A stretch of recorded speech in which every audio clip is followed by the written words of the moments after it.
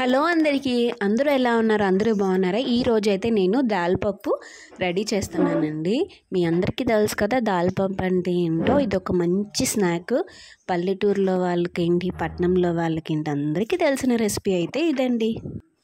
పచ్చిశనగపప్పుని 5 to 6 hours అయితే నానబెట్టుకొని water అంతా వడకట్టేసుకొని ఒక గిన్నెలో పెట్టుకోవాలండి. మొత్తం ఏ వాటర్ లేకుండా చూసుకొని కళాయిలో ఆయిల్ పెట్టుకొని ఆయిల్ బాగా హీట్ అయిన తర్వాత మనం ఆ పప్పును వేసి వేయించుకోవాలండి. దీనికి ఇంకా ఎక్స్ట్రాగా ఏం కావాలి అంటే వెల్లుల్లి, పచ్చికారం, సాల్ట్, కరివేపాకండి. ఇవన్నీ కూడా 2 స్పూన్స్ ఆఫ్ క్వాంటిటీతో తీసుకొని పక్కన పెట్టుకొని ఈలోపు పప్పు వేయించుకోవాలండి ఆయిల్లో.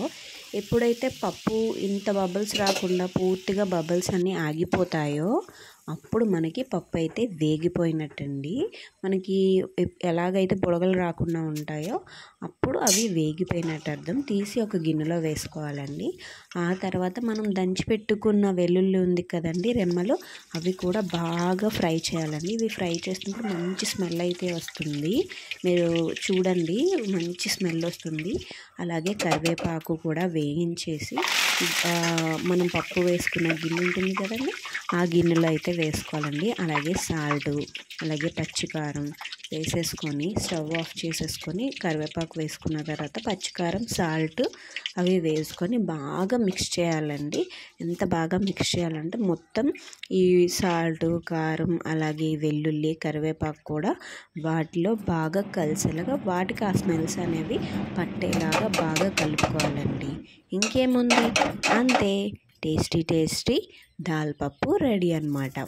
మీరు కూడా ఇలాగ ట్రై చేసి మీకు ఎలా కుదిరిందో నాకైతే కామెంట్ చేయండి. నా రెసిపీస్ కానీ నా వీడియోస్ కానీ నచ్చినట్లయితే లైక్ చేయండి, షేర్ చేయండి, సబ్స్క్రైబ్ చేయండి.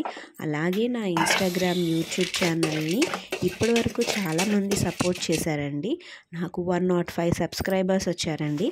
వాళ్ళందరికీ కూడా పేరు పేరున చాలా పెద్ద థ్యాంక్స్ అండి. మీ సపోర్ట్ ఎప్పుడు కూడా ఇలానే కంటిన్యూ చేయండి. Bye bye.